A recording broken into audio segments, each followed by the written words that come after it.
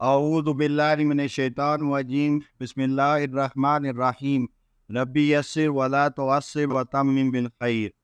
تاریخ طبری جلد اول کا مطالعہ کر رہے ہیں۔ آج کے ایپیسوڈ میں خانہ کعبہ کی تعمیر کا حکم اور فرضیت حج کے حوالے سے ہم بات کریں گے۔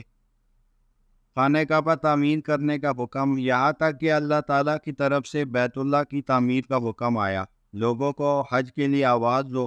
پس وہاں سے جب بھی کوئی قوم گزری تو ابراہیم علیہ السلام فرماتے، اے لوگوں، تمہارے لیے بیت اللہ تعمیر کیا گیا ہے، اس کے گرد حج کرو۔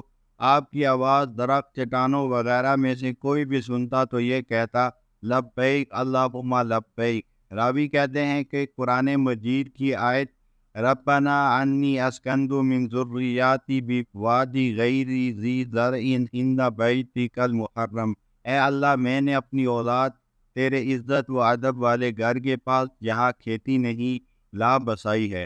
اور دوسری آیت الحمدللہ الذی وہب لی علی کبر اسماعیل و اسحاق، تمام تعریفیں اس اللہ کے لیے ہیں جس نے مجھے بڑھاپے میں اسماعیل اور اسحاق عطا کیے، کے درمیان اتنے سال کا وقفہ گزرا ہے۔ یہاں راوی کو سال کی مقدار بھول گئی۔ تعمیر کعبہ کے لیے اسماعیل علیہ السلام کو ذہنی طور پر تیار کرنا۔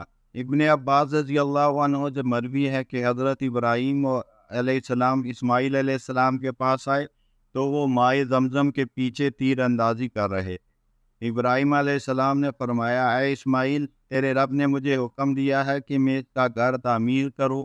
اسماعیل علیہ السلام نے جواب دیا کہ اپنے رب کی اطاعت کیجیے۔ ابراہیم علیہ السلام نے فرمایا، اس نے مجھے یہ حکم دیا ہے کہ تو میرے ساتھ تعاون کرے۔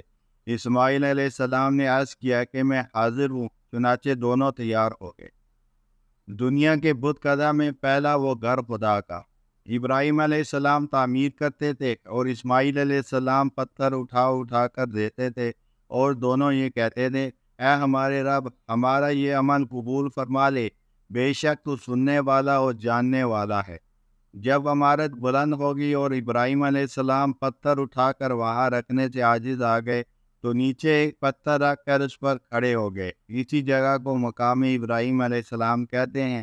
پھر دونوں نے کام شروع کیا اور یہ دعا کرتے رہے، اے ہمارے رب، ہمارے اس عمل کو قبول فرما، بے شک تو سننے والا اور جاننے والا ہے۔ فرضیت حج۔ جب ابراہیم علیہ السلام اس کی تعمیر سے فارغ ہو گئے تو اللہ تعالیٰ کی طرف سے حکم آیا کہ حج کے لیے ندا لگائی جائے۔ چنانچہ اللہ تعالیٰ نے فرمایا، اے ابراہیم علیہ السلام، لوگوں کو حج کے لیے آواز دو کہ تمہاری طرف پیدل اور دبلے پتلے اونٹوں پر دور دراز راستوں سے لوگ سوار ہو کر آئیں۔ دوسری روایت میں ہے کہ جب ابراہیم علیہ السلام تعمیر سے فارغ ہوئے تو حکم دیا گیا کہ لوگوں کو حج کے لیے آواز دو۔ عرض کیا کہ اے میرے رب، میری آواز کہاں تک پہنچے گی؟ فرمایا، تمہارے ذمہ آواز دینا ہے اور ہمارے ذمہ اس کا پہنچانا ہے۔ چنانچہ ابراہیم علیہ السلام نے آواز دی، اے لوگو، اللہ تعالیٰ نے تم پر بیت اللہ کا حج فرض کیا ہے۔ راوی کہتے ہیں کہ زمین و آسمان کی تمام مخلوقات نے یہ آواز سنی، کیا تم دیکھتے نہیں ہو کہ زمین کے انتہائی آخری کناروں سے بھی لوگ حج کے لیے آتے ہیں؟ حج کا حکم۔ ایک اور روایت میں ہے کہ جب ابراہیم علیہ السلام تعمیر سے فارغ ہوئے تو اللہ تعالیٰ نے وحی بھیجی کہ لوگوں کو حج کے لیے بلاؤ۔ ابراہیم علیہ السلام نے آواز دی، اے لوگو، اللہ تعالیٰ نے گھر بنایا ہے اور تمہیں حج کرنے کا حکم دیا ہے۔ تو زمین و آسمان میں موجود ہر مخلوق نے اس کا جواب دیا، یہاں تک کہ درخت، مٹی، پتھر اور دیگر اشیاء نے بھی یہ کہا، لبیک اللہم لبیک۔ ابن عباس رضی اللہ عنہ سے مروی ایک اور روایت میں ہے کہ ابراہیم علیہ السلام کی آواز پر ان لوگوں نے بھی جواب دیا جو اپنے آبا کی پشت میں اور اپنی ماؤں کے رحم میں تھے، اور جس شخص نے آئندہ چل کر حج کرنا تھا اس نے بھی کہا، لبیک اللہم لبیک۔ مجاہد سے مروی ہے کہ جب ابراہیم علیہ السلام سے کہا گیا کہ آواز لگاؤ تو انہوں نے عرض کیا کہ کیا کہوں؟ فرمایا کہ کہو لبیک اللہم لبیک۔ تو یہ سب سے پہلا تلبیہ تھا۔ حج کے لیے پکار۔ عبداللہ بن زبیر رضی اللہ عنہ نے عبید بن عامر سے پوچھا کہ آپ کو یہ بات کیسے پہنچی کہ ابراہیم علیہ السلام نے لوگوں کو حج کے لیے بلایا تھا؟ فرمایا مجھ تک یہ بات پہنچی ہے کہ جب ابراہیم علیہ السلام اور اسماعیل علیہ السلام نے بیت اللہ کی تعمیر مکمل کر لی اور وہ کام کر لیا جس کا اللہ تعالیٰ نے ارادہ کیا تھا، اور حج کا موقع آ گیا تو انہوں نے یمن کی طرف منہ کیا تو اللہ تعالیٰ سے دعا مانگی اور لوگوں کو حج بیت اللہ کے لیے بلایا تو یہ جواب ملا، لبیک اللہم لبیک۔ پھر آپ نے شام کی طرف منہ کر کے یہی کہا تو وہاں سے بھی وہی جواب ملا۔ پھر آپ 8 ذی الحجہ کو اسماعیل علیہ السلام کے ساتھ مینا میں آئے۔ آپ کے ساتھ اور مسلمان بھی تھے۔ وہاں آپ نے ظہر، عصر، مغرب اور عشاء کی نماز پڑھی، وہیں رات گزاری اور اگلے دن فجر کی نماز وہیں پڑھی۔ پھر آپ عرفہ آ گئے اور وہیں ٹھہرے یہاں تک کہ جب سورج ڈھلنے لگا تو آپ نے ظہر اور عصر کی نماز اکٹھے پڑھی۔ پھر آپ عرفہ میں موقوف کی جگہ آئے، وہاں ایک درخت کے پاس ٹھہرے۔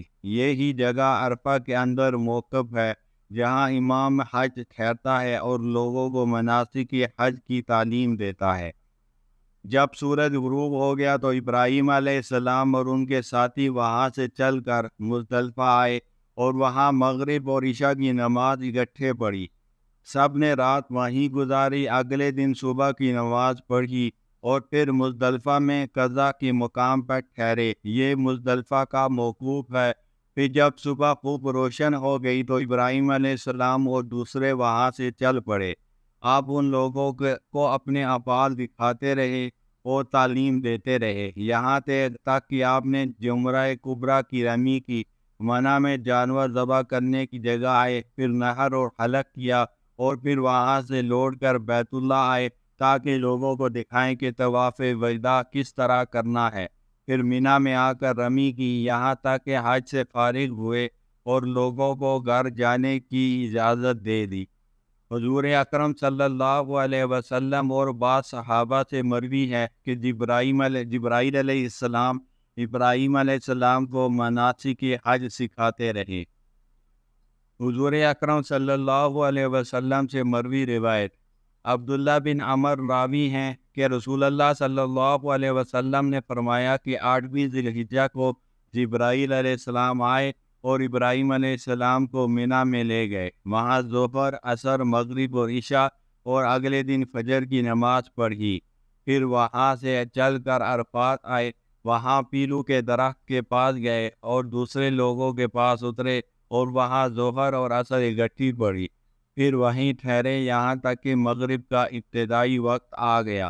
پھر وہاں سے چلے اور مزدلفہ میں آئے اور مغرب اور عشاء کی نماز اکٹھے پڑھی اور اگلے دن صبح کے ابتدائی وقت وہیں پہ ٹھہر رہے۔